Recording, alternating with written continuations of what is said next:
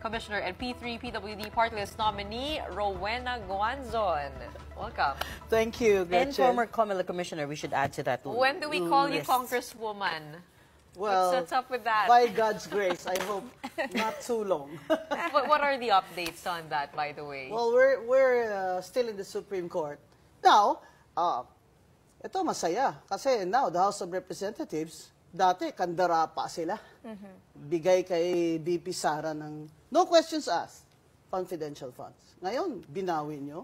Siyempre magagalit si Digong sa inyo. Di ba? Uwak-bawi pala kayo eh. Yung Pero, sinabi po ni Presidente. hero ba kayo? Hero? Ha? Dahil binawi nyo? Dahil nakinig kayo sa taong bayan? Hindi naman eh. Baka naman politika lang yan. Nabanggit po ni Hindi po ba? May circular yan. Ang problema po kasi, sa Intel Fund, walang resibo.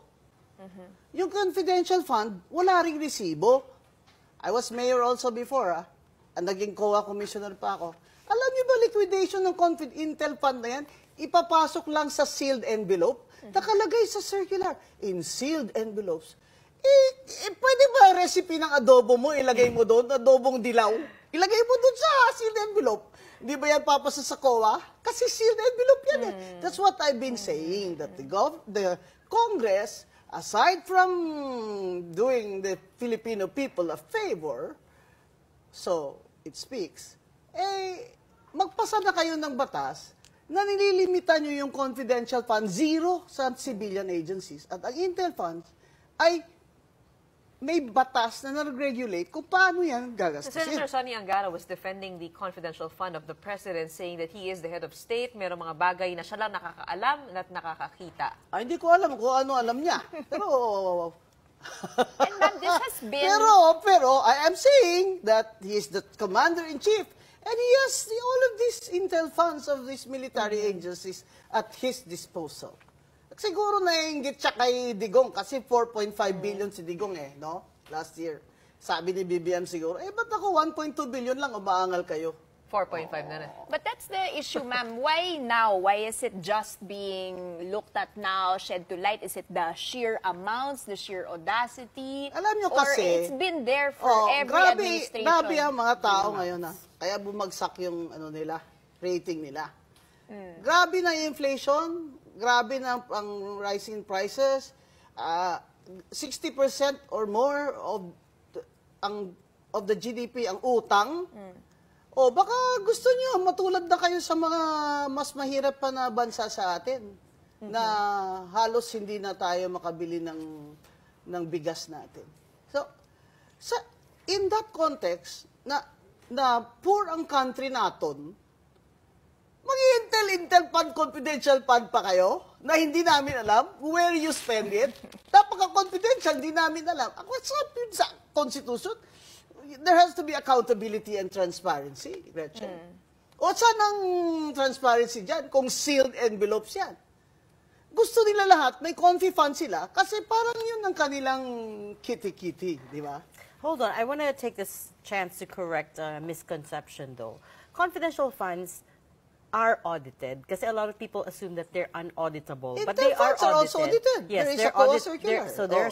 They can be audited. It's just that, as you pointed out, the rules on liquidation are unclear. No receipts are required. It's in the circular. You read it. So what happens to that sealed envelope? Who gets to read it? Who gets to check it? The Sila COA lang. auditor. Okay. Yeah. Okay. And So it's in really case them. of national agencies, the office of the chair of COA has a specific officer there in the rank of director. If there are further questions, what happens then?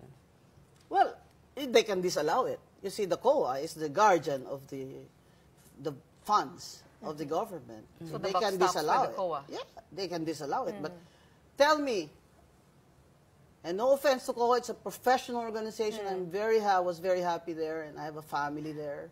I feel like I'm family up to now. Meron bang confidential fund o intel fund na disallow? Wala, di ba? But from a practical perspective, how can we decide on where this money would go? Wouldn't that take that's deliberations that's from the the House? job. Diba? That's the job of the Congress because Yeah, it it's holds going the to purse. take a whole other But deliberation it holds of the purse. Now, why are they withdrawing Where will we it put from it? VP Sara? Why are they withdrawing it from all the civilian? All of a sudden, they have a hallelujah.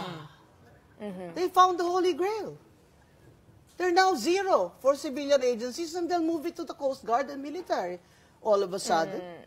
You know, is there politics there involved? I like that. I like that. But I want it for the right reasons, Mr. Speaker. For the right reasons. That confidential funds should be stopped once and for all. Because we cannot Across the afford. board. Across we the board. cannot afford a single million, a single peso in confidential funds that are most likely going to be in the pockets of public officials. Because, again, there is no transparency, and the regulations for liquidation is very vague. Regulations are vague. So why bother? Let's go to the Why root of the bother? problem. Why even appropriate confidential funds to civilian agencies when they are not needed? And it's also They're not a just necessity. these departments that Oh. were mentioned. Nasa LGU din eh. The Extraordinary House funds. said they didn't. The House, diba, has been accused of having confi funds as well, and they said, no, you don't have confi funds. They're They have called extraordinary extraordinary funds. expenses. Well- please help us understand what extraordinary expenses are. Well, I think that's the funds that they use for entertaining, foreign guests, things like that. That's, you look at the extraordinary funds, it's probably going to have a lot of receipts for restaurants. Oh. No, okay, not So, security. extraordinary funds. But not security, because security will have its own fund. And in the budget, it should have a line item, di ba? That was the controversy. But there was no line item, zero. And then, the House said the VP can have confidential funds because it's in the heading. But then somebody said, no, it has to be in the item. No. But then now they turn around and say, no one na. They binawi nila kay VP Sara ang confidential fund. Siyempre magagalit, di ba? Siyempre magagalit si Digong sa inyo. Merese, kung sa Ilonggo pa. I was reading Yusek Magno's Twitter account the other day, and she was unearthing a lot of documents. She was saying the earliest mention of a confidential fund was during Magsaysay's time, and it was a private fund raised as a reward against Hook hook Balahap. leaders. And it seems like Marcos Sr. started the confidential fund as we know it. And there's a document that she posted that confidential funds were used to finance Imelda Marcos's travels. And she said CFs breed corruption. What do you know about that? Well, she's USEC of Finance formerly, so she has evidence. I mean, they probably had vouchers or notes, and I believe her. I believe her. This document dated Yeah, Chelo Magno 1981. from the UP School of Economics